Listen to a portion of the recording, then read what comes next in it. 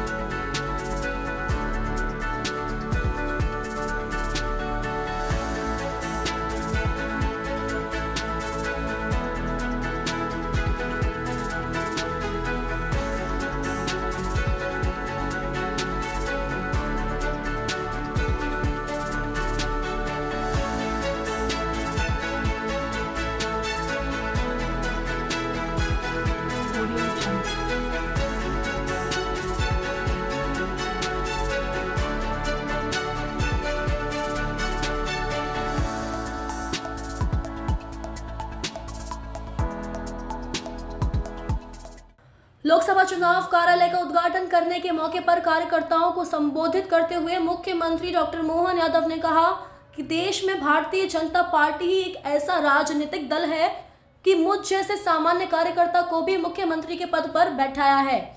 हम सब संगठन की भट्टी में तपे हुए लोग हैं। मुख्यमंत्री डॉक्टर मोहन यादव ने कहा कि भगवान राम लला की प्राण प्रतिष्ठा का आमंत्रण ठुकराने वाली कांग्रेस पार्टी को जनता लोकसभा चुनाव में सबक सिखाने को तैयार है।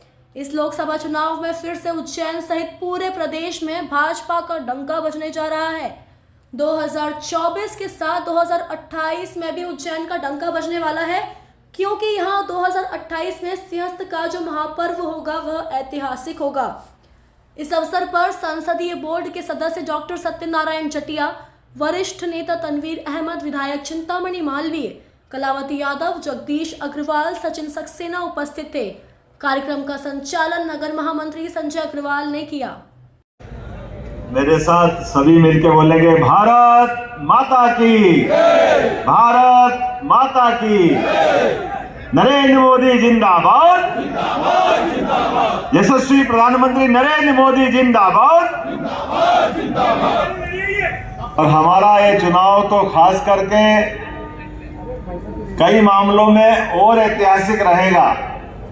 समूचा मंच, समय की कमी है, जोरदार ताली बजाओ सभी पूरे मंच में बैठे सभी वरिष्ठ नेताओं के लिए। भारतीय जनता पार्टी उज्जैन लोकसभा के चुनाव के कार्यालय के अवसर पर इस पूरे कार्यक्रम में मौजूद हमारे अपने वरिष्ठ नेता, सभी कार्यकर्ता, पदाधिकारीगण, भाइयों और बहनों, यद्यपि मैं कार्यालय के उद्घाटन में विलंब से आया तो दोनों हाथ जोड़ के पहले तो माफी मांगता हूं, क्योंकि मैं हरदा के बाद नागदा से सीधा यहाँ आ रहा हूं। और हरदा की हम सबको मालूम है एक विभीषिका है, हम सबके मन में दर्द भी है, परेशानी है, लेकिन घटना है और घटना घटती है। हम सब जानते परमात्मा कभी कभी हमारी परीक्षा लेता है, लेकिन उस घटना घटने के बाद सरकार ने जो एक्शन लिए हैं वो भी कोई कम नहीं है। वो हम सब गवाह इस बात के कि लगातार जो जो हो सकता था सरकार की जानकारी आने के बाद वो सब कुछ करने का प्रयास किया। हरदा की भोपाल से जाने वाले मार्ग के कोई रास्ते पे ग्रीन कॉरिडोर बनाने का मामला हो, 50-50 एम्बुलेंस पहुंचाने का मामला हो, सभी फायर ब्रिगेड उज्जैन, इंदौर, भोपाल, होशंगाबाद, लगातार चारों तरफ से हरदा के लोगों ने कहा कि पहली बार हमने ऐसा देखा कि कहीं ऐसी घटना घटती है तो सरकार कितना चिंता लेती है। और पूरे प्रदेश ने भी माना, मुझे इस बात की प्रसन्नता है। ये भारतीय जनता पार्टी की सरकार के तरीके हैं जिसके कारण से कोई को भी कष्ट हो जाए, सरकार सदैव वहां मिलना चाहिए। सरकार का मतलब क्या होता है? सरकार अगर कष्ट में काम में नहीं आए तो सरकार का है, सरकार की जवाबदारी होती और मुझे इस बात की प्रसन्नता है और उज्जैन वालों का तो धन्यवाद है। आपके माध्यम से हम जो आपने यहाँ विश्वास व्यक्त किया उसके माध्यम से वो एक तरह से जैसे कांच का छिलका होता है ना, छिलका रिफ्लेक्शन देता है, तो जैसा कांच के पीछे पॉलिश हो वैसे ही चमक आती है सामने, और ये स्वाभाविक रूप से भी होता है। कोई देश के अंदर दुनिया के कई कई बड़े बड़े देश जिनकी आर्थिक वृद्धि जिसको जीडीपी बोलते केवल 3% के आसपास पहुंचने में बड़े बड़े देश लड़खड़ा रहे, और एकमात्र देश भारत है जिसकी 7% लगातार 3 साल से ग्रोथ है। दुनिया के लिए आश्चर्य का विषय है कि 7% की स्पीड कैसे मेंटेन कर रहे हैं। हमारे अलग अलग राज्यों के मुख्यमंत्री और मंत्रिमंडल के लोग परेशान हैं क्योंकि अपने अपने हेड में जो भारत सरकार पैसे दे रही है, जिस प्रकार से डेवलपमेंट की वो अपेक्षा कर रही है, वो सारे के सारे पैरामीटर्स पे जो राज्य आगे बढ़ रहे हैं उनके पास पैसे की कमी नहीं आ रही। लगातार एक के बाद एक हर हेड में अभी हमने सबने देखा ये सरकार बनने के बाद, और खास करके ये पश्चिमी मध्य प्रदेश के अपन सब लोग उसमें है। हम जानते हैं कि अगर ग्वालियर में कष्ट था तो क्या कष्ट है।